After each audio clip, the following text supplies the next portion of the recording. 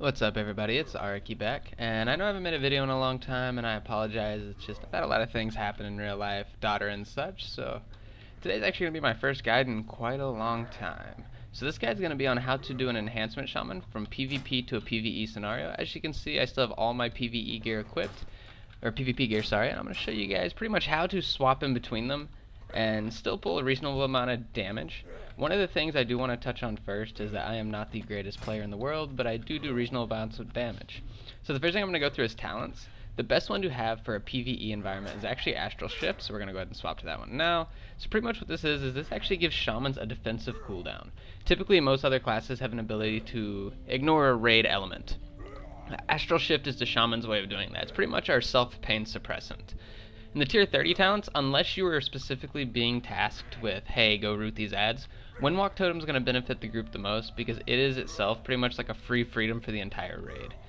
For level 45, you only really have one option, that's Totemic Projection, and that's simply because as a melee, sometimes we have 2 DPS bosses over here, but there's ads that need to be killed over here. So if we're over here wailing on this boss and we drop our Magma Totem, we can just simply project it over there, DPS the ads while still focusing on the boss. On your 60 talent, there's pretty much all these are viable options. I prefer Echo of the Elements. It is easier for players of a lower skill cap. It's a reasonable amount of DPS. It doesn't give you the haste burst that you can time up with your ascendants like Elemental Mastery. It doesn't give you the passive haste like Ancestral Swiftness, but what it does do is give you 2 charges on 3 of our only real good abilities: Storm Strike, Lava Lash, and Fire Nova. So what that means is you get 2 Storm Strikes to help build up your Maelstrom weapon. You get 2 Lava Lashes, which is your insane hard-hitting ability. And you get 2 of your Fire Novas, which is your pretty much bread and butter damage for any form of AoE, and I'll show you guys how to do that later on in the video. Level 75, it's really between Ancestral Guidance and Conductivity. Conductivity is better if you have a melee heavy group, so I'll show you that really quickly. So what you're going to do is, pretty much what it does is it extends the duration on your healing rain whenever you use Chain Lightning or any of that. But with Enhancement Shaman, let me just see if RNGesus will be on my side. When you get your actual Maelstrom procs, you can actually use it on Healing Rain. Which means on your next Maelstrom proc, which is really easy to get, you can just Lightning Bolt and it'll extend the duration. And mind you, Enhancement Shaman heals, they're not the greatest, but they're something, and they can add to a group's benefit. Whereas Ancestral Guidance is really good for timing up with like your Ascendants, because what that'll do is it'll convert your damage into healing for 20% of it, and that's actually quite a bit on an Enhancement Shaman once you consider all your AoE that you're going to be doing on an AoE fight or even your single target. For level 90, it's really only down to Primal Elementalist and Elemental Blast. I have Elemental Blast, honestly, because I've been PvPing on this character, but Primal Elementalist is no joke as well. Once you get under the effects of like Bloodlust, Trinket Procs, Potions, your pets do a metric shit ton of damage. And by a metric shit ton, I mean a metric shit ton. So if you can time this, along with the glyph, you'll be doing an amazing amount of damage just from your pets alone. For level 100, Liquid Magma is the way to go. I have Elemental Fusion just because I've been doing a lot of AoE fights, and I like the way it works with my Flame Shock. So I'll run in Lava Lash, Flame Shock, and because I'm using Echo of the Elements, I can then Lava Lash again to spread that 40% increased damage on my Flame Shock. So this is pretty much it for the talent portion of the video. We're going to go through the glyphs now. So for glyphs for an Enhancement Shaman, there's pretty much a wide variety. The best one for a PvE environment, though, is definitely going to be Elemental, the Fire Elemental one.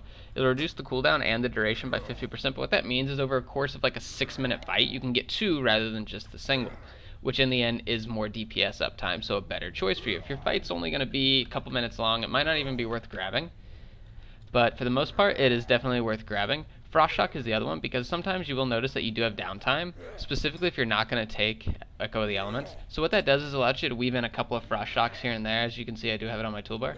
And it's not the greatest damage, but it is damage. So as long as you do have some damage, it's better than doing nothing at all.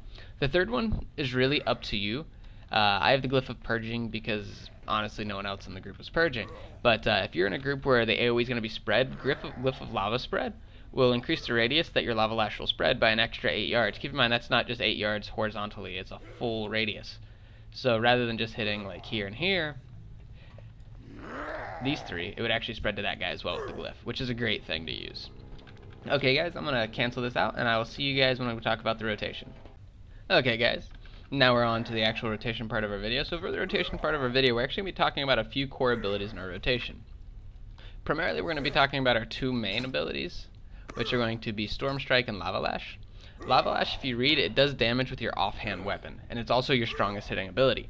So if you get that brand new weapon off a boss, don't equip it into your main hand, equip it into your offhand. That's going to increase your DPS more. Storm Strike is pretty much our main ability. It increases the damage by 25% that the enemy's going to take from nature damage.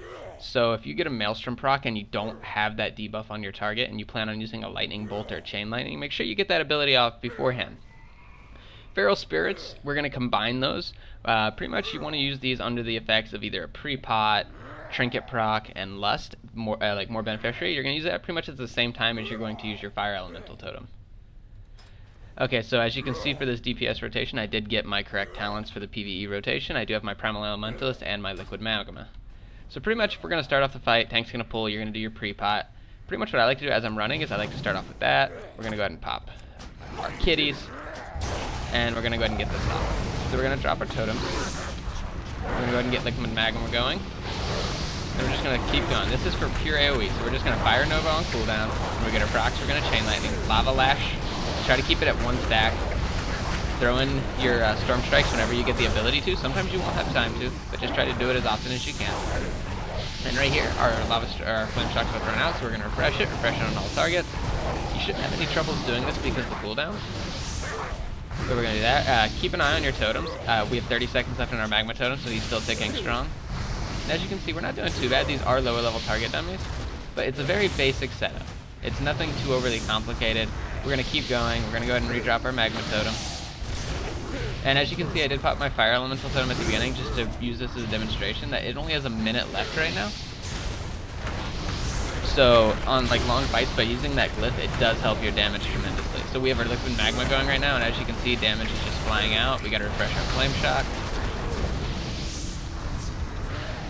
And that's pretty much the gist of it for AoE damage. You're just going to spread your Flame Shock, you're going to Fire Nova on cooldown, and whenever you get your Maelstrom procs, you're going to use it on Chain Lightning, and you're going to want to hit your main target first, because of the increased nature damage. It will spread that increased damage to everyone else in the area.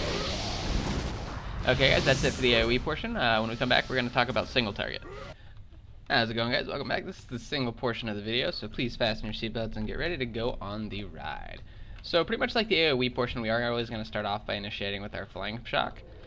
You can use your Spirit Walk to run in there a little faster. I always do, preferably, because might as well.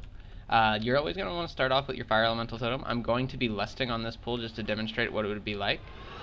So I'm going to go ahead and get started. We're going to pop Lust. We're going to get everything going.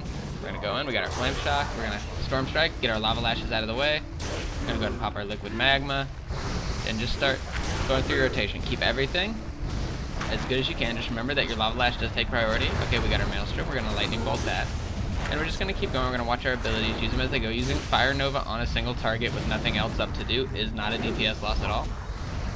And don't forget, if you have no other buttons to press and you're not running the duplicated spells to get the 2 Lava Lashes and such, you can Maelstrom use at 4 stacks, because that is not a DPS loss at all.